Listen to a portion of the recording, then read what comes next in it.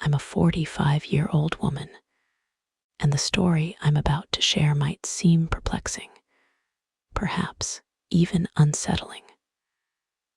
Life, however, is intricate, woven with layers of complexity.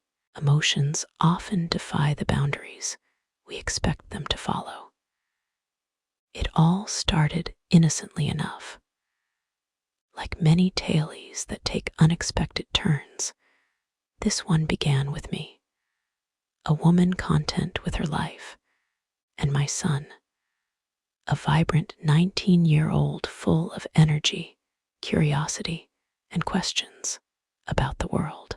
Our relationship had always been warm, familial, and uncomplicated, until it took a turn I never could have foreseen.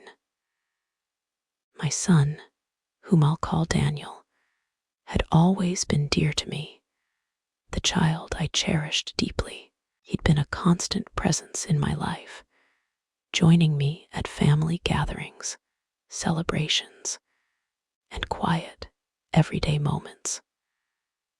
I never imagined our bond could shift into something more.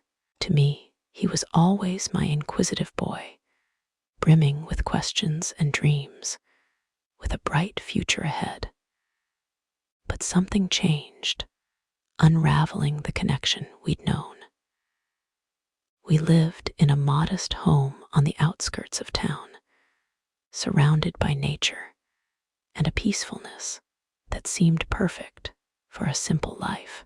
Yet within those walls, a story was unfolding that challenged everything society deems acceptable. One day, Daniel returned home from college for the summer break. There was something different about him, not just in the way he spoke or the newfound confidence in his stride. It was a maturity I hadn't noticed before, and it unsettled me. I remember that day vividly. Daniel sat at the kitchen table, flipping through notes for his exams. I was busy with household chores, barely registering his presence, until I felt the weight of his gaze. It wasn't the familiar look of the boy I'd raised. I paused, hands still damp from washing dishes, a strange feeling stirring in my chest, discomfort, curiosity, or something else I didn't dare name. "How's it going?" I asked, trying to sound casual, masking the unease beginning to take root. "Fine," he replied, his words slow, as if he were searching for more to say. "But there's something I've been thinking about a lot." His words hung in the air, heavy with unspoken meaning. My stomach tightened. There was an intensity in his gaze, something unfamiliar. "What is it, Daniel?" I asked, striving to keep my tone warm and maternal, as I always had. But there was a tension now, a distance that hadn't existed before. He looked me in the eyes, his expression a mix of fear and longing. It reminded me of when he was little, seeking comfort after a bad dream. But this wasn't fear. It was something far more intricate, far more dangerous. "I can't stop thinking about you, Mom," he said, his words rushing out, striking my heart like a hammer. I froze, unable to process what I'd just heard. What did he mean? What was he trying to say? "Daniel," I started, but words failed me.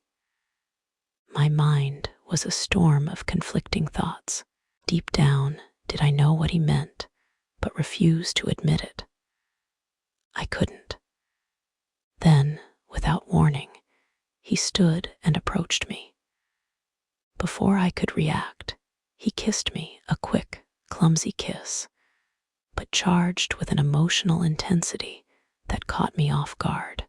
My instincts screamed to stop him, but I stood frozen, stunned. When our lips parted, my heart raced. Daniel looked as shocked as I felt, yet there was no regret in his eyes, only a longing that should never have been there. I didn't know what to do. My thoughts were a blur.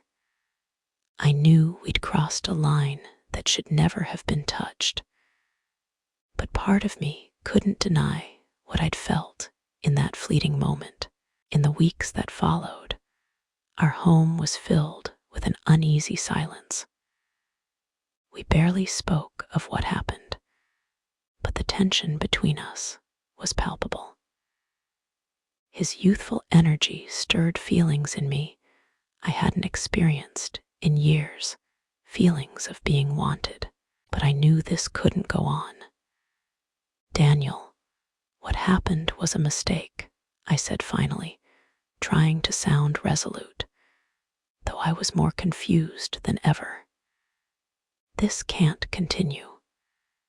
He looked at me, pain and determination in his eyes. "Why not?" he asked. "I know you felt something too. I saw it in your eyes."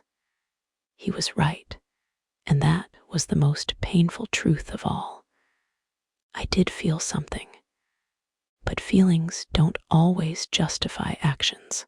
From that moment, our relationship became a constant push and pull. I knew I had to stop it, that the right thing was to end any possibility of this moving forward. Yet, every time I saw him, something in me wavered. It wasn't just his words or the way he looked at me. It was the feeling of being alive, desired, a sensation that both thrilled and tormented me. Things reached a breaking point one night as we sat on the couch, a movie playing in the background, neither of us watching. I felt his gaze, knew what he was thinking. The air was thick with unspoken desire. "What are we doing?" I whispered, more to myself than to him. "I don't know, Mom," he replied, "but I don't want to stop." I knew if I didn't act then, I never would. But in that moment, I felt as trapped as he did. I looked into his eyes and saw the same conflict I felt. I knew what we were about to do was wrong, but it felt inevitable. I leaned closer, or maybe he did. I don't recall clearly. All I know is that my defenses crumbled. I kissed him, fully aware of what I was doing. It was a long, deep kiss, heavy with all the suppressed emotions we'd carried for weeks. In that moment, everything else vanished: the rules, the guilt, the world. It was just Daniel and me, lost in a connection that should never have existed. When we finally pulled apart, he looked as overwhelmed as I felt, but there was no doubt in his eyes. For a brief moment, I let myself forget what our actions meant. But reality soon crashed in, and guilt began to suffocate me. That night, I barely slept, wrestling with how we'd reached this point. I knew we'd crossed a line with no return. It wasn't just a mistake, it was something that could ruin us both. The next morning, Daniel approached me as if nothing had happened, but his eyes told a different story. "Mom, about what happened," he began, but I cut him off. "Daniel, this can't happen again," I said, trying to sound firm, though my voice trembled. A storm of emotions raged inside me, but I knew I had to be strong. "This was a mistake. We can't keep doing this." He looked at me, pain and resolve in his gaze. "Why was it a mistake?" he asked. You can't just ignore this. His words stung because they were true, but I knew the path we were on led nowhere good. Because it's not right, Daniel. You're my son, and I'm your mother. This never should have happened, and it can't happen again. That conversation was a turning point. In the days that followed, I tried to keep my distance, focusing on routine to restore normalcy. But the tension between us remained unbearable. Every glance, every word was laden with what we couldn't say. Finally, Daniel made a choice that changed everything. One afternoon, he told me he was returning to college early.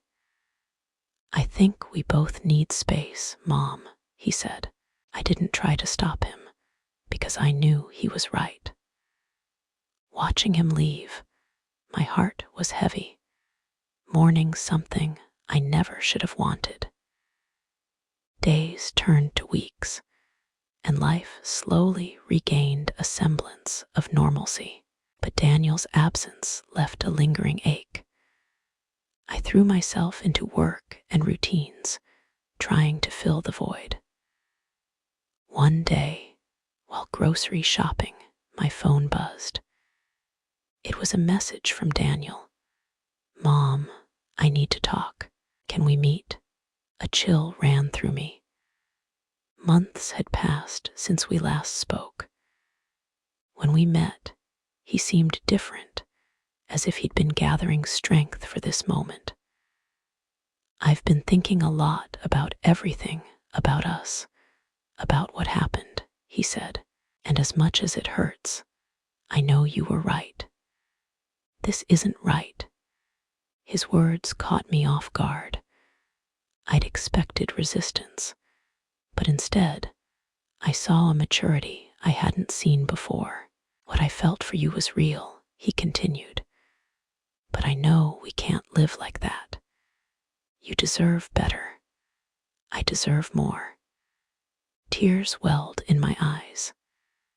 Daniel wasn't the impulsive young man who'd kissed me months ago. He'd reflected, grown, and though it hurt, I knew he was right. We talked for hours, not just about what we'd been through, but about how to move forward. When we parted, we shared a long, emotional embrace, both knowing it was a final goodbye to what had been. On the way home, I felt a mix of peace and sorrow. We'd made the right choice, though it wasn't easy. Sometimes, love isn't enough. There are boundaries that must not be crossed, and letting go, however painful, is sometimes the greatest act of love we can offer.